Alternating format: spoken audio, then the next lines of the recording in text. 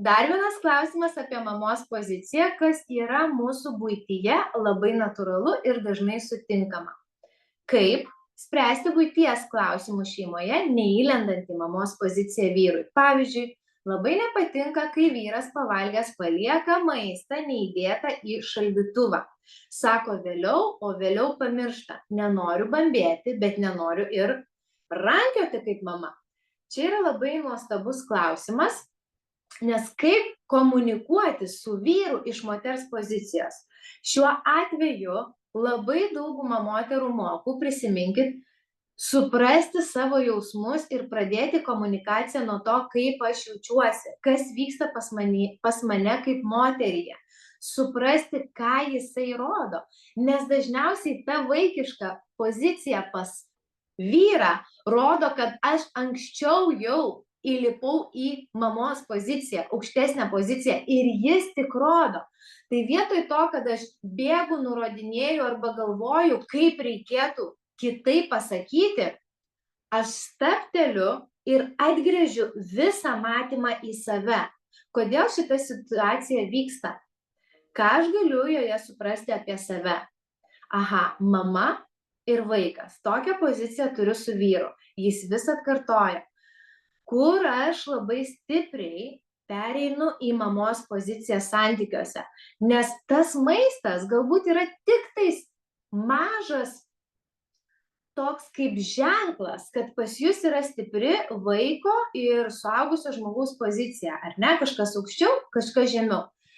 Tai jeigu pastebėsiu, kur kitur pereinu į mamos poziciją ir maistas keisis.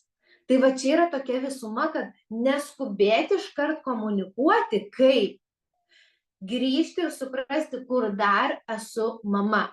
Nes jeigu tas vyras, nevykstant jokiam pokalbiui, nevykstant kitai papildomai situacijai, užmiršta ir elgiasi vaikiškai, tai yra jau pasekmė, o ne priežastis. Reikia ieškoti priežasties, kur anksčiau pozicijos išsiderino.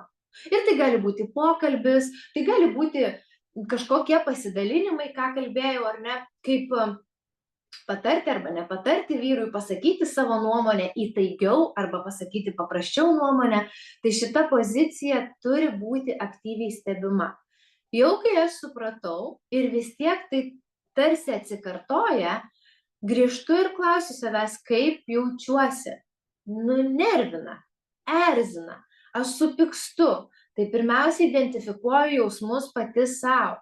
Man nepatinka, man yra liūdna, atrodo, kad manęs vis negirdi. Ir kai aš identifikuoju, aš einu ir konstruktyviai bendrauju, ką reiškia taip ir kalbu. Man atrodo, kad manęs negirdi. Man labai nefaina matyti tą maistą, kaip jis yra čia padėtas. Gaila, niekaip nesuprantu, kaip galėčiau kitaip pasakyti ar panašiai. Tai moteriai, kad jinai tam tikrose situacijose išliptų iš mamos, reikia pirmiausia grįžti į save, o ne iškart pulti į aplinką. Nes jeigu kažkas suerzino ir nepatiko, mes, kodėl tu padarei, nepadarei, kodėl padėjai, nepadėjai, iškart į išorę. Ir dar į tą išorę išeinam net nesuprasdamos, kas vyksta, iškart liejam viską. Tai va ta moters pozicija užsiima tada, kai aš iš išorės grįžtu į save. Kas vyksta su manimi, kaip aš jaučiuosi, kaip galėjau tai įtakoti, kokia to yra priežastis, kur jinai galėtų būti. Ir kai aš padirbu su savimi, neutralizuojasi tos stiprios emocijos, aš su juo kalbu jau energetiškai kaip moteris. O kai instinktyviai atsakot, su pasipiktinimu, paaiškinimu ir pakeltu tonu, ten kalba mama.